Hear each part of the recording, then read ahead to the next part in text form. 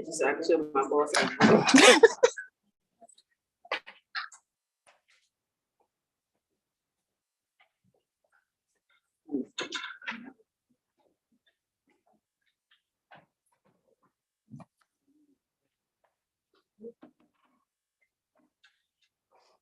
All right, good morning, y'all. Good morning. So as you can see, we have a guest this morning. So this is a friend of mine. We've been friends since high school, so we know each other pretty well. This is my HIV STD expert. FYI, she gonna tell y'all how it is. Y'all know I censor myself. Y'all can notice, like every now and again, every now and again, stuff comes up, but I hold myself back because I'm at work. She ain't at work. Well, I am at work, and She ain't at work. She don't work here. So just saying, just know that the conversation is gonna be the conversation. Be free to ask questions. This is why I did the survey last night. But be free to ask questions for real. So if you have questions about anything, there are no questions that are stupid, that are, simple, whatever. If you don't know, you need the information. As a young adult, as a college student, as a future medical professional, this is information that you absolutely need to know for yourself and for others. So make sure that you are retaining as much information as you can, and take notes, because you might see some of this information again. So without further ado, this is Tamachia Davenport, pronounced Tamachia, and I'll let her take over. So let's welcome her. Well, good morning. Good morning. Again, good morning. Glad to see you in class. I'm a graduate of LSU. I have my master's in social work, and I'm a licensed social worker. Again, my name is Tamachia Davenport, and currently I serve in a position as an HIV program director for my church. So my church is not too far from Dillard over there. If you're familiar with the Columbia Park Apartments, we're right across the street. Columbia Park Apartments is the old St. Bernard project, right? For those of you that are kind of old enough to know. But so what I do as the program director is I write grants, go to meetings, advocacy, supervise my workers and volunteers, and a lot of management and administrative stuff. However, I'm also active in the direct services we provide, which include HIV testing, presentations, community events, advocacy. So we tend to be at the Baton Rouge State Capitol, and and some other things that we do in the HIV field. We don't do the medical component or the case management of the services, but we are collaborative partners of those agencies that do. So if we get somebody that's positive that we test, or someone that has come to us and looking for treatment, we refer them out. So how long have I been doing this? Is anybody over 25? You? Anybody else? I've been doing this longer than you've been doing, most of them. So in this position, so 25 plus years. I love my job. The taxing part is actually telling someone that they're HIV positive. That's exhausting in itself. So, and we're going to get into it. And like I said, if you have questions, just hold them to the end, because some of the stuff I will tell you probably will answer your questions, and we'll address the questions that you submitted via email. Okay? And like I said, if you're dozing off, if you're talking, I'm coming standing right by. And sometimes I will use examples, not to offend anyone, but I want to tell it like it is, because HIV and STDs or STIs do not discriminate. It doesn't discriminate by age, by profession, by race.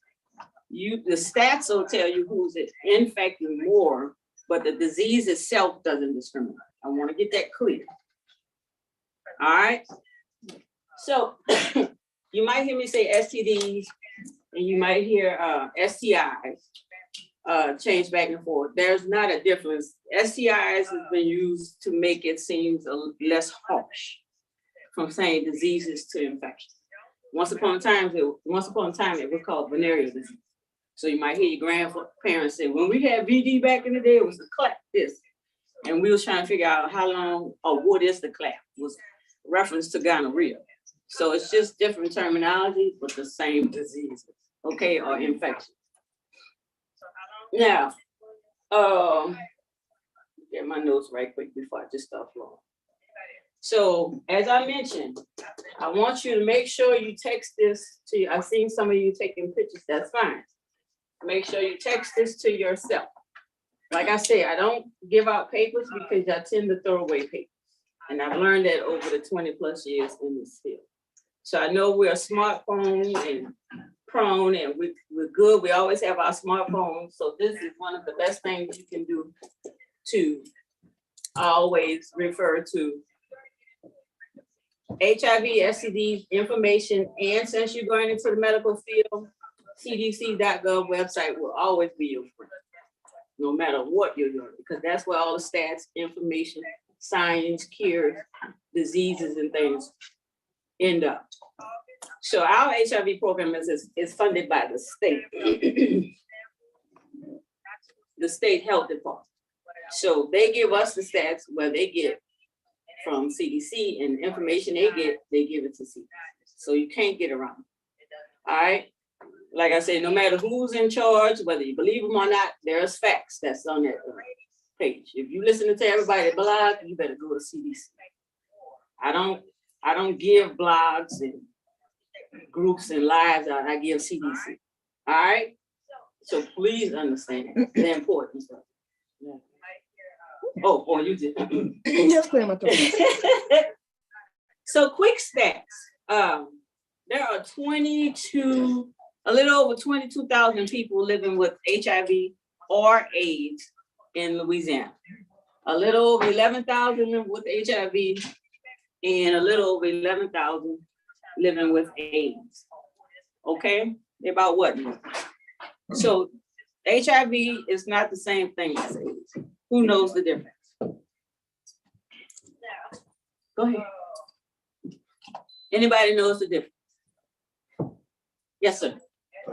Isn't HIV like the virus, and then AIDS is the disease that you get from having the virus? Close. Or like somebody else has something? HIV, it can be treated and these symptoms can be kept down, while AIDS, it's like if you're basically treating the inevitable. Close. And when I ask you questions and you answer, if you feel your answer is correct or wrong, that's okay. Because this is where you come to get the facts. And that's where you go to get the facts as well. HIV is the virus that causes AIDS. When somebody gets tested and we do an HIV test, if it comes back positive, what we tell them is that they're HIV positive. What we do then is refer them to the medical provider of their choice or where they prefer to go. And they will run a series of tests to try to see when they were infected, how much of the virus is in their body, how long they were living with HIV, and has it progressed to AIDS. There are certain criteria that a person has to meet to have progressed to AIDS. Like for instance, certain recurrent infections, like certain yeast infections that keep coming, especially in women, a T cell count that may be 200 or below, and they might have raised it, I gotta check, and I could check through CDC, 500 and below. If your T cell count is that low, you're diagnosed with AIDS. So there's different factors that a person, when they're HIV positive, and then they progress to AIDS. HIV is the virus that causes AIDS. All right. Once a person has AIDS, do they go back to HIV, being HIV positive? Yes or no? Who's courageous? No. So once you have an AIDS diagnosis, even if those infections are under control, even if your T cell goes up, you still have an AIDS diagnosis. You're not gonna flip back and forth. So let's get this clear too. There's no cure. I don't care what you're reading. I don't care what you believe personally.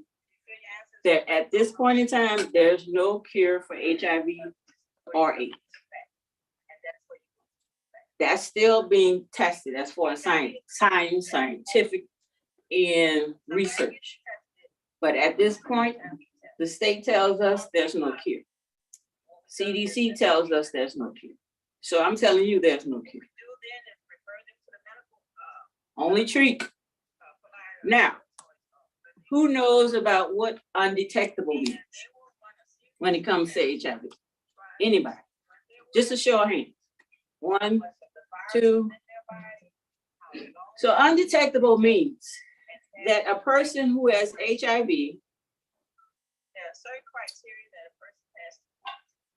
viral count is low to the point where they cannot transmit it to the next person. Undetectable equals untransmissible. So that may answer some questions like, oh, he's HIV positive and she's not, but they have an unprotected sex. So why she ain't get it? Because he got it or he got it and he ain't give it to him, things like that. Is that person undetectable? If they're undetectable, they're not going to transmit it to their partner. Got it? So what I tell people, even though we understand undetectable means not being able to transmit it, that doesn't mean you drop your guards. That doesn't mean you throw the condom away. Okay? But that means you understand how the disease works. All right?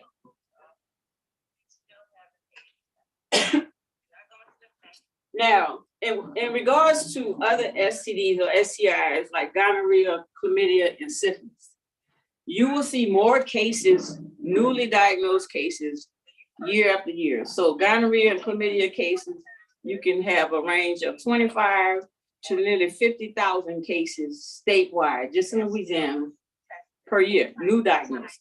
And if you throw in syphilis as well, that's not even including herpes, trichomonas, or HPV, just gonorrhea and chlamydia, which are two of your most common STIs across the board.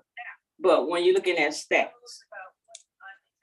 So for us, my youngest diagnosis came when I did a test for a 16-year-old. My oldest diagnosis came when I did a test for a 55-year-old.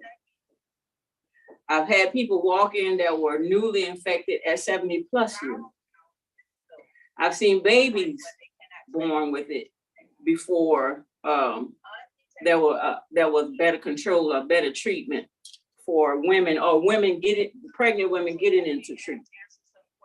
When you're pregnant, some strides have been taken. Like for instance, when I was pregnant, they gave me an HIV test 3 times. And I was like, I could test myself because that's who I work for, right? But that's part of standard. And that's to help prevent the spread of HIV or any other STDs to your unborn kid, if it's preventable. Got it? And that's some of the stuff you will see when you get into the medical field of your choice. All right? So let's get into the juicy part. Oh, give me some other quick stats. Cities, when it comes to cities, New Orleans is ranked 6th, New Orleans region, which includes about 8 parishes, is ranked 6th in the nation as far as HIV rates. Baton Rouge is ranked 4th. Baton Rouge region. So we divide our state into region. Orleans is region 1, Baton Rouge is region 2. So we have 2 regions that are in the top 7, and we typically tend to be in the top 5 over time in the nation. You're talking about amongst cities. So the South is heavily impacted. So you can say, well, I'm not from here, I'm from Compton. Guess what? HIV there too. All right. So don't let the stats make you isolate yourself because you don't think it represents you. That's something that happened to the Black community when HIV was categorized as a white gay male disease. Black people were infected as well. We just said, we're not white, we're not gay, we're not, things like that. So we isolate ourselves. And at the same time, we were getting infected. All right. So if anything you hear me say today, when it comes to HIV, there are 4 body fluids in which HIV is transmitted. So sometimes you'll ask yourself, can I get it from this? Can I get it if I do? Can I get it if this happens? Well, I did this once. Do I need to get tested? So 1 body fluid, give me 1. Speak up. Blood. Give me another one. I got blood. Saliva. No. Told you.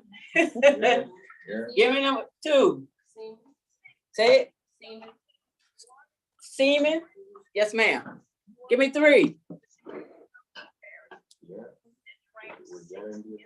No, sir. Good guess. If the male has semen, what comes out of the female? Secreted from your bones. I told you it was gonna wake up. Come on, what comes out of the female?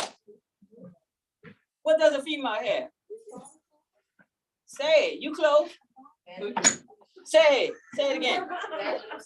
Thank you. See, my older folks tend to get it a little more. I ain't talking about HIV, but I'm just talking about talking about the fact. Vaginal secretion. What's the 4th one? That's a tough one, huh? What's number 4? I'll give you a hint. I'll give you a hint. When the mom is pregnant, what does she have? What does she feed her kid? Thank you. 4 body fluid. See, and if you my nurse, I need you to know that. If you my doctor, or if you're the medical field and I start asking you about HIV and STDs, or why y'all testing me for all of this shit here, I need you to be able to tell me some basic stuff. So the 4 body fluids: blood, male semen. The sperm is inside the male semen. Quick question: if a man gets a vasectomy still and he's HIV positive, can he still spread HIV? Yes. Because it's the semen. The vasectomy is cutting off the sperm. Got it? Female vaginal fluids, or you call it secretion. Whatever comes out of the vagina, whether it's clear, it's not clear, it smells like strawberries, it smells like swamp, it doesn't matter. Vaginal fluid, the stuff that comes out of the vagina, whatever you're comfortable with calling the vagina, the nookie, the twat, the tush, whatever, right? It doesn't matter what you call it, it's what's coming out of it. You got me? We on the same level. We're on the same page. Breast milk. Now, excuse me. When you think of breast milk, let me backtrack right quick. When we talk about HIV and STDs, we always think about sex. And some of the things that we do that may transmit these body fluids, we don't consider sex. So when I say breast milk, y'all don't think of that, sex about when we talk about breast milk, you think about feeding your babies, right? So if a mother's HIV positive and she's trying to breastfeed her kids, she can't, right? That's with the babies. But if if she has breast milk and she's sexually active, can you suck on her titties? Don't giggle, answer me. Yes, you can. No, you can't. Because if she has breast milk in her titties and you suck on them, what happens? You doing the same thing a baby sucking.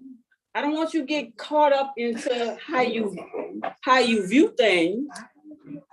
You want to play along with me? I was saying like. No, I'm not talking about you talking. I'm talking about you really saying, right? Oh, I was saying like, cause you She know, wants you to be, she wants you to just go. You just say that. Just say that. She not asking you to suck on her titty, bro. Oh, no, that's not what she asked.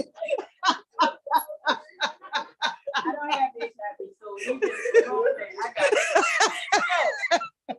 So me, he my cub, I'm his cougar, right? And I got breast milk in here, and I say, baby, and I'm HIV positive, and he hot and bothered. So we foreplay. And since nobody answered breast milk as an answer, that means he didn't know. So if I didn't know about breast milk being a body fluid, and I said, come on, suck on my titties, baby. You know, you make me hot when you lick my nipples, baby. Right? And then the milk comes out. Did I put him at risk for HIV? Yes. Now, I will always say I put you at risk. I'm not going to necessarily say I've infected you. Because sometimes it takes one time and sometimes it takes several, times and you might be infected. Okay? Now, if he's sucking on my breast, just to suck on my breast as foreplay, do you consider that sex? No. But in context of HIV, am I putting him at risk? Yeah. But regardless if you see it as sex, am I putting him at risk? Yeah. Keep your mind open. You didn't know breast milk. And I'm not saying this to degrade you, but I'm just showing you how fast it could happen. With having lack of knowledge about this disease. And saying, oh, that's for gay people, that's for dirty people, that's for them dudes that get it up the butt. Now, if I got breast milk in my titties and I'm HIV positive, you can get it too. And if I have a girlfriend and she loves my titties, guess what? She can get it too. Remember I said it doesn't discriminate. All right? You get my example? And this is the stuff I talk to my clients or my consumers about. So they get it. I mean, I got doctors who are HIV positive. Doctors. I got people in this field that are HIV positive. So it ain't about bad people, good people, dope fiends, gay people. It just doesn't limit itself. All right? So full body fluid. Now, we said vaginal fluids.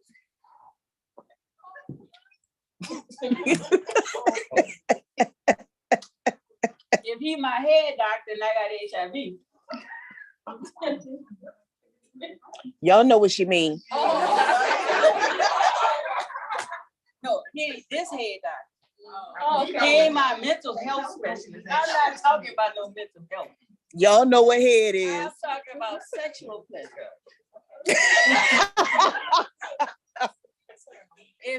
If he my head doctor and I have HIV and the vaginal fluids are y'all pay attention, y'all pay attention.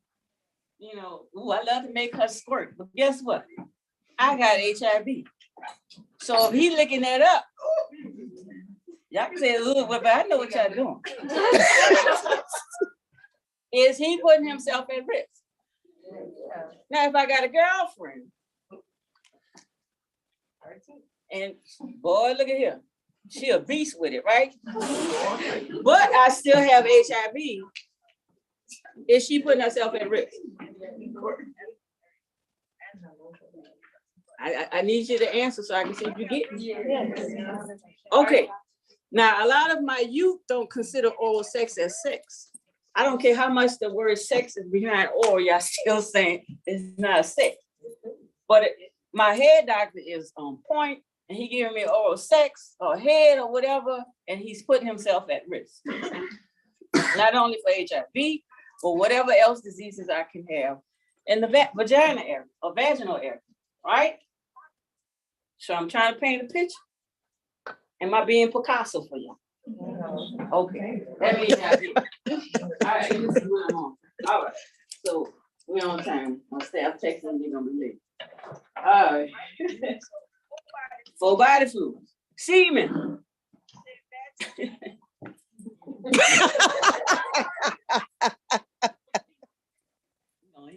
He gonna get a condom as soon as we leave. He's like, I don't want that.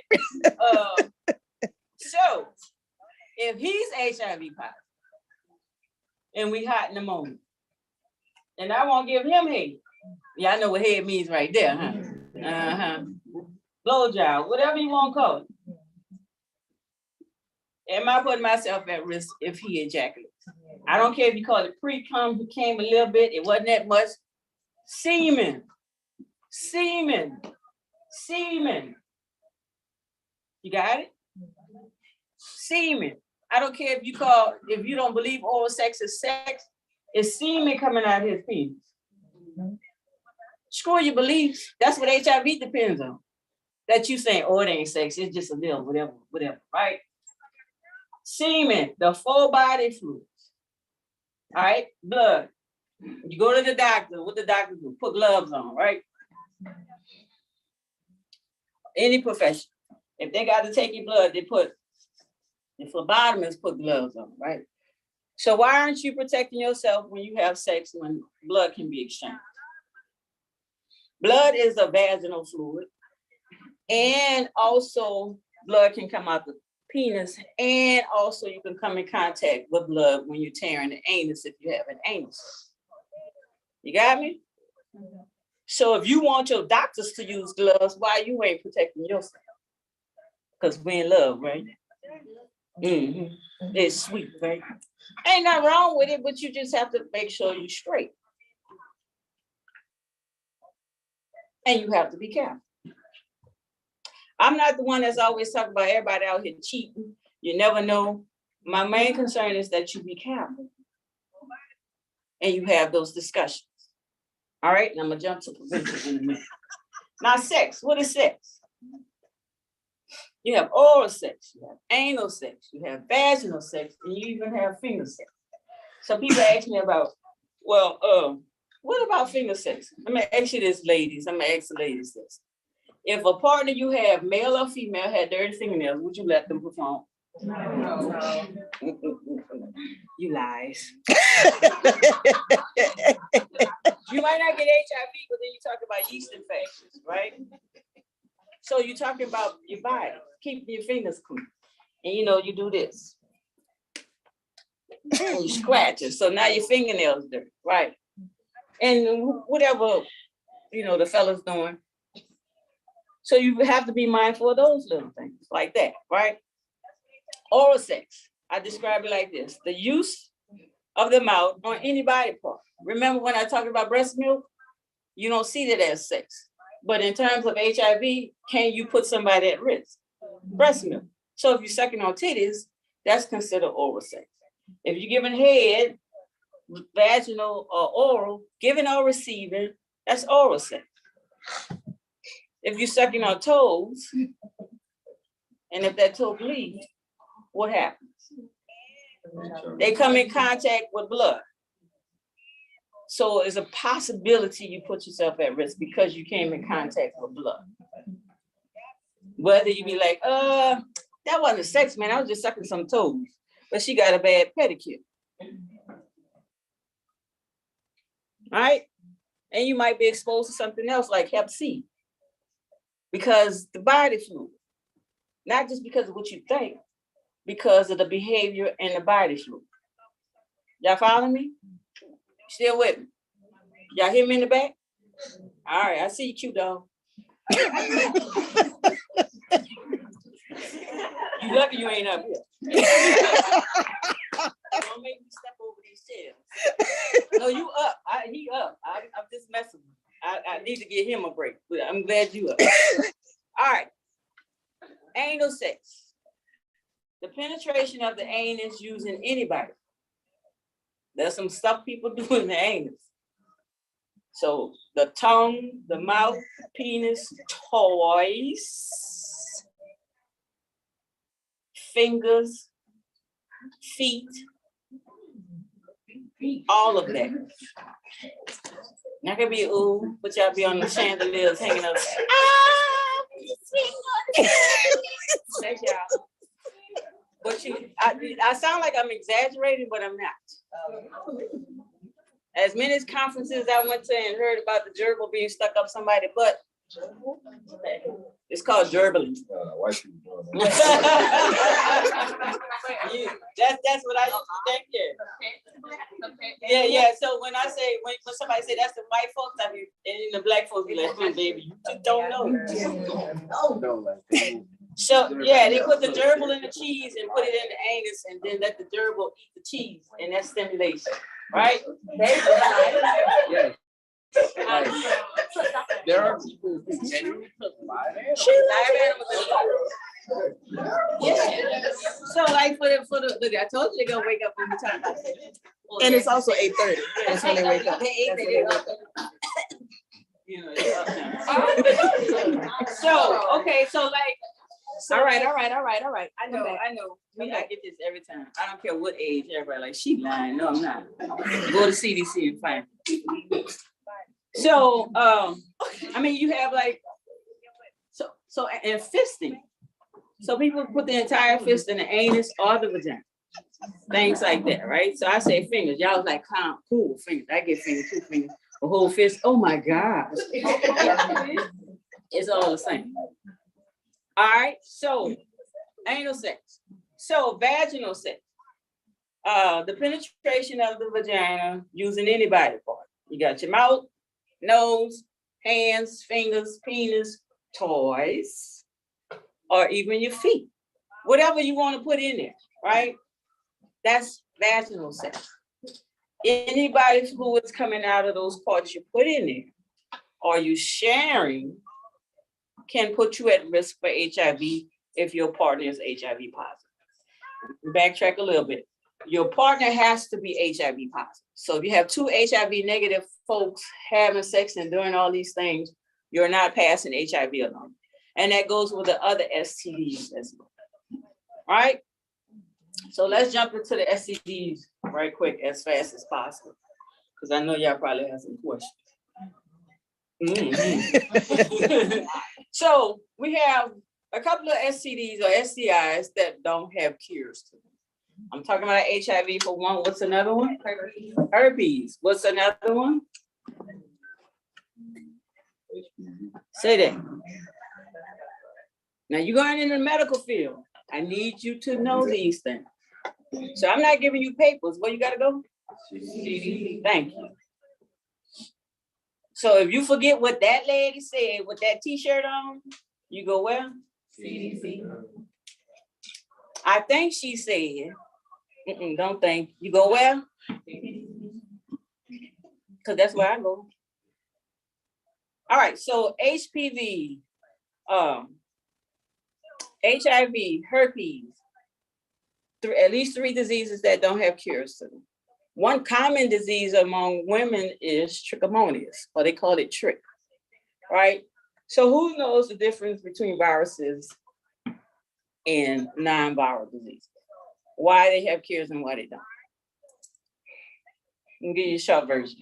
Viruses, we're still learning how to treat. They just figured out how, well, not just, but they recently developed a cure for Hep C. Hep C wasn't curable. They're trying to learn how to better treat and trying to learn how to cure HIV. They're trying to learn how to cure the common cold. Trying to learn how to cure herpes. Viruses are difficult to cure. They are very smart. That's why you see this issue with COVID and all these variants. Viruses are damn smart, right? Your diseases like gonorrhea and chlamydia are bacterial diseases. So that's why you have your antibodies. So your bacterial diseases are the ones where you have the medicines, and that's the cure. you can keep getting chlamydia over and over again. Syphilis, once you get syphilis, you can cure syphilis. But every time somebody takes your blood or you try to give blood, they're going to reject your blood because your blood shows that you had syphilis. You're cured from it, but you can't give blood. Just like if you have HIV, you cannot give blood because your blood is contaminated, for a lack of term. So you can't give that blood to somebody else. That's how some people got infected back in the earlier days of HIV. Blood transfusion.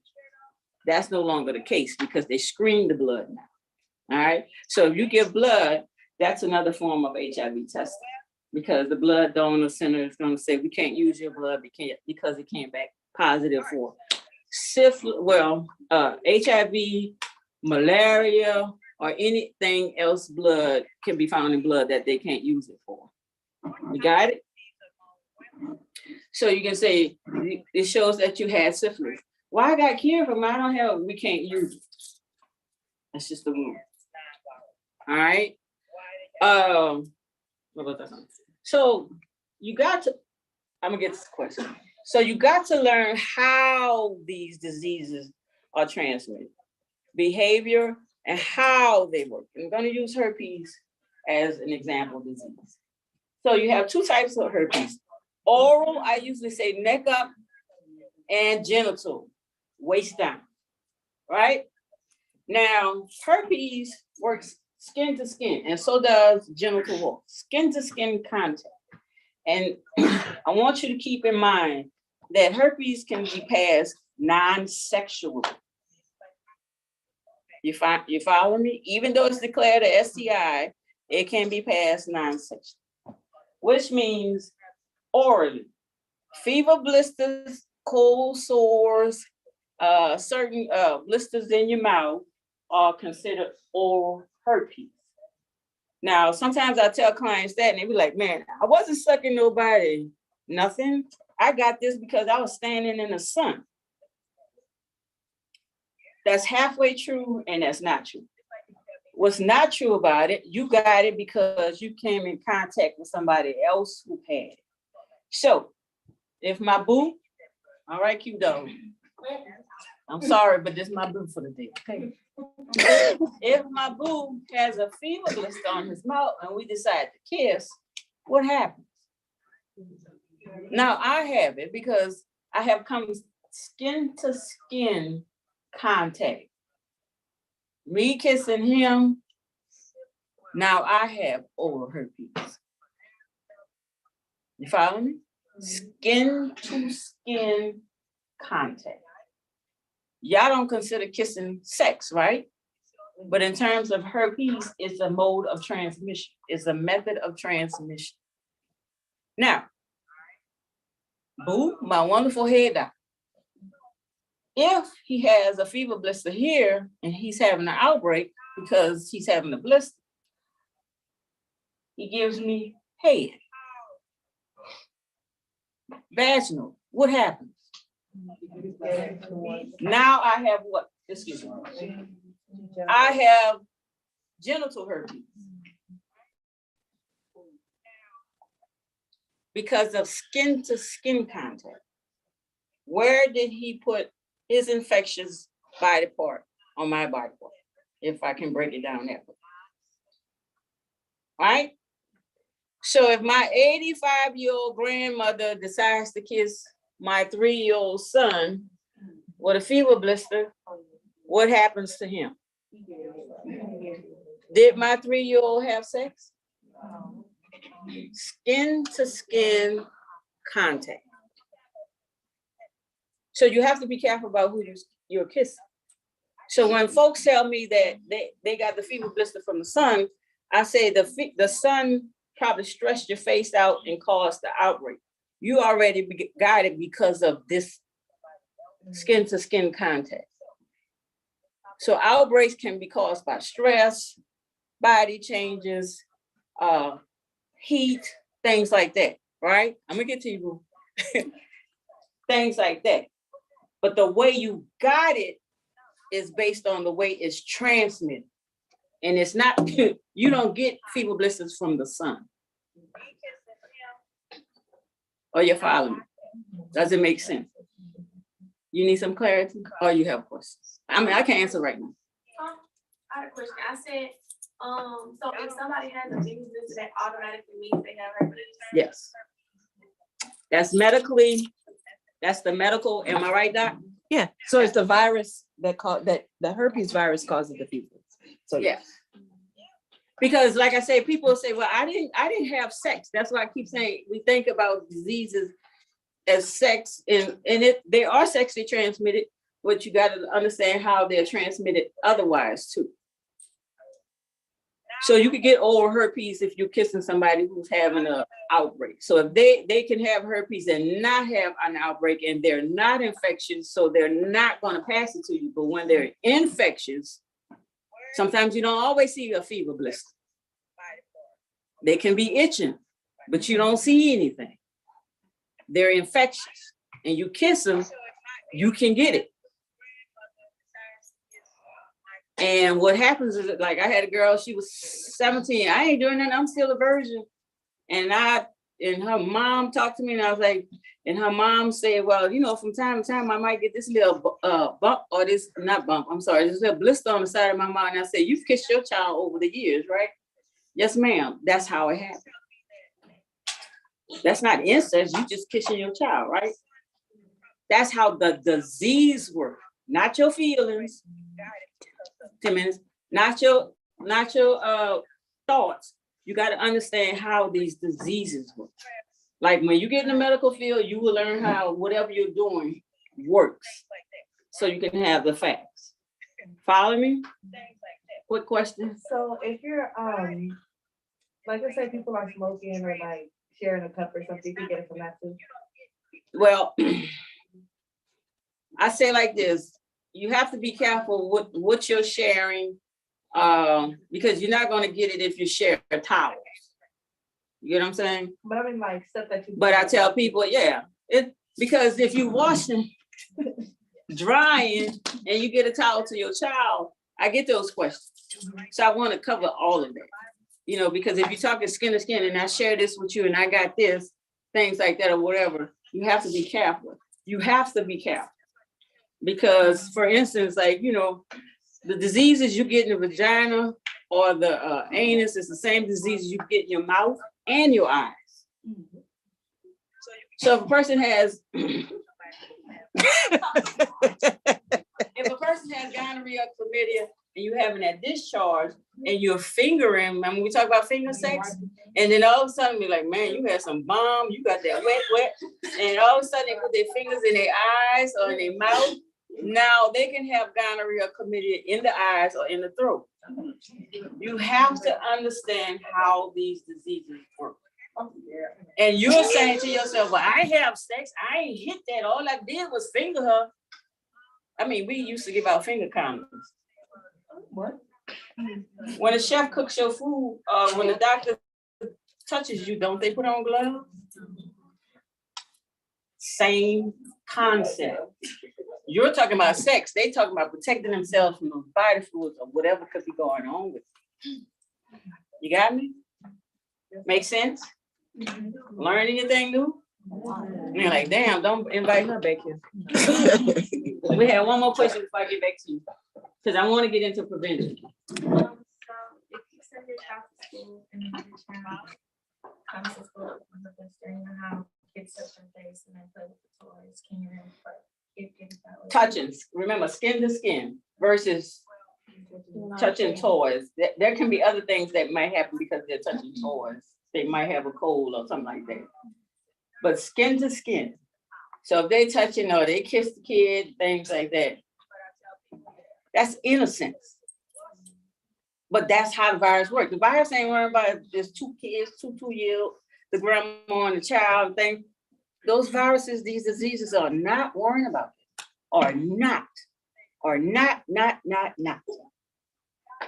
Oh, look at a pretty baby. I'm not going to be in her body. Yes, I will. I love destroying people. I'm speaking as if I was HIV. So you have to understand how it works.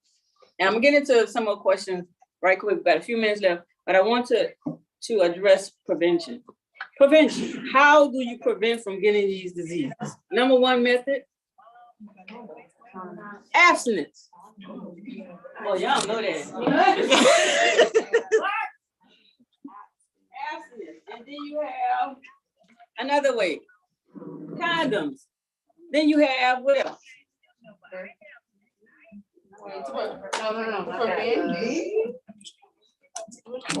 What's the question? Other ways to prevent. Conversation. When you're getting to know each other, are you afraid to ask the person, when is the last time you got tested? Do you have diseases? Sex on the first night. Sex on the 30th day. I'm not into anal sex. Don't put that in me. I gotta check you before you kiss me. You get where I'm going with this? Conversation. So if you're afraid of conversation, should I be fooling with him? Y'all say that idealistic, right? But if he smell good, I would give him a little extra of my time. Even if it's a red flag then. But even if, and another way is getting tested. So before I hit it, can I get tested? If I don't get tested before I hit it, what do I need to be using? Now I don't have all the condoms available, but you have the male with me, at least with me. Male condoms, female condoms, just some lube. They have the dental dam. If you have an oral sex, you put it over the vagina or the anus and you perform oral sex on it. Does it feel good? That's up to your partner. You ever been to the dentist and they put that little sheet over your mouth? And they might have the little hole over it so they can drill in your teeth, but they got the sheet over their mouth. That's where it gets its name from, dental dam. So you have to understand how you have flavor condoms. So you put the condom on the penis, perform oral sex, take that condom off, and use a regular condom for vaginal or anal sex. The reason I don't use flavor condoms for vaginal or anal sex is because they have flavor on them. Ladies, are you supposed to have flavored juices in the vagina? No. So fellas, if you have flavor condoms, you be like, that's all I got. And she tell you, no, I can't use that. She telling you the truth. Because if you tear her up with a flavor condom, guess what? You ain't gonna get nothing until she's fully recovered. So you make an executive decision. Have your condoms. Right. So first thing you do when you're about to put on a condom is what? Say, I hear, come on. Check what? Check what? I hear it. Check the expiration date. See that? Expired condoms can probably pop. They're probably no more good. 2 minutes. All right. So you check it to see if any holes in there. What I find with male condoms, or just condoms in general, my men can put on condoms with their eyes closed. My girls, my ladies, y'all act like y'all don't know what in the world. If you scared to look at what's going on in the light, you shouldn't be screwing it in a door. All right. So when you put a condom on, you want to push it to the side. Do not do this. I'm telling your ass up. You bite it, you can probably tear it. All right. That goes for either one. And your expiration dates are going to probably be somewhere hidden in the condom or around. Right? The condom needs to be, the penis needs to be erect. Toys. Yes, you do need to use condoms on toys if you're sharing them. But it's the same thing. If you got 3 in the room and you got the condom on the toys, like it's a little hat, right? You should not be sharing that toy with 3 people. Same difference. Same difference. You are sharing the body fluid. Y'all got me? A female condom, the woman can put this inside of her up to 5 hours before sex. And it's way bigger than the male condom. It's the biggest condom of all the condoms, right? And so she inserts it in her vagina. 1 minute left. Ring. Yeah, we got 1 minute left. In a ring, squeeze it, push it back into the vagina till it hits the cervix, and it's gonna look like this. I'm telling you, the penis all up in the stomach. No, it stops at the cervix. Ain't nothing up in your gut. So you hold it in place and put the penis in, even if it's a toy, and you're having sex. So when it's over, you pull it out a little bit because the sperm is gonna be here, and you throw it away. You're not supposed to put it in there. These will catch water. This will stop your plumbing. So I briefly went over that. And also we have what they call prep pills. So if your partner or you sexually active and you're not always using condoms, the prep pill helps reduce you of contracting HIV if used correctly all the time. HIV, not the other STDs. Birth control helps prevent pregnancy, not HIV and the other STDs. Know the facts. If you forget everything I say, where do you go? One more question. Is there a difference in quality for latex-free and latex condom? We have, that condom is made out of polyurethane. Sometimes people are allergic to latex. So you can have polyurethane or latex, and there's other, I don't recommend lambskin condoms because they can be porous. Porous means some of the body fluids can leak out. So you want to be careful. If you have any questions,